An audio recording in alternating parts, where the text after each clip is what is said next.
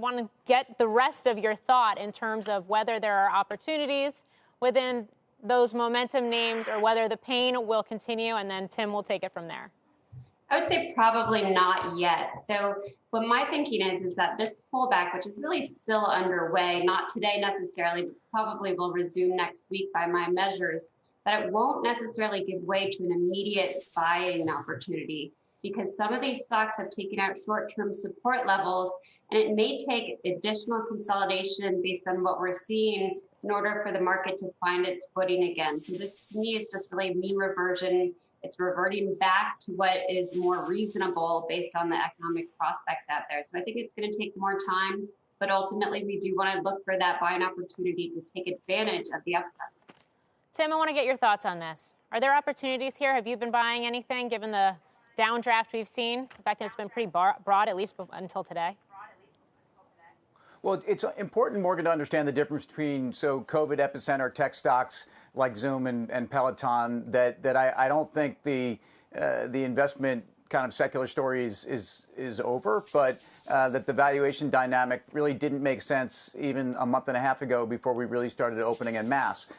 When you look at momentum stocks in software and some parts of the technology chain that really are companies that are not going to be profitable in the short to medium term, I guess I agree with Katie also on the medium term dynamics. Some of these companies, I think there's going to be a little bit more of a skeptical look at their businesses. When you look at other parts of high momentum, and we kind of led in with this talking about energy, or places where, again, you're outside of the tech sphere, but you have seen enormous momentum in some industrial and tech stories. Obviously, that's going to continue, and it's going to continue based upon a fundamental dynamic. Again, energy companies are momentum stocks because the fundamentals have changed, not just because oil prices have gotten higher, but because the companies are run better and they're run for profit in a different way than they were run a few years ago. So, again, this has been one of the noisiest, like 4.5%, 4% pullbacks in the S&P I've ever been around. And I realize a lot of this has been centered around even high-tech NASDAQ stocks.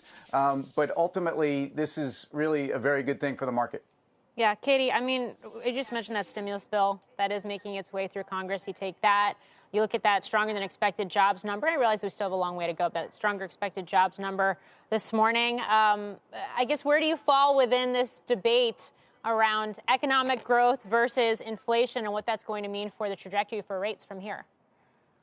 Well, when I look at Treasury yields, I do see a major base breakout, and I think that's meaningful. It's long-term in nature. However, in the short term, I have a little bit of a contrarian's view in that I think it's overextended. So I have some signs of upside exhaustion there short term. I actually expect to see Treasury stabilize as equities continue to pull back and in some cases consolidate. I think where we're going to get the most underperformance on the equity front is actually from that momentum camp. Even the energy stocks, which are great intermediate term, they're also due for a pullback. I believe that this growth to value rotation is meaningful and will also persist.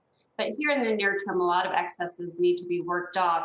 And we need to get to the point where sentiment isn't quite as bullish, really. We want it to be a bit more bearish, cautious, and that's when we tend to get these buying opportunities. Yeah, Tim, I mean, just looking at the action today and what's already been like a pretty volatile week to begin with, I mean, it's like whiplash going into the weekend.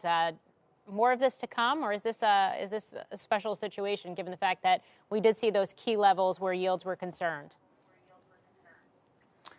I tend to agree. I think the fixed income markets are a little overdone here. I also think that there's, while maybe we've reversed multi-year trends, maybe multi-decade trends, I think there's a limit to how high rates can go. I think this has been uncomfortable for markets, but I would repeat, I'd much rather see a 160 10-year than a 60 basis point 10-year. And I think the jobs number this morning, the reopening bonanza that we're going to see, there's going to be a lot of money dumped on top of the economy and the market.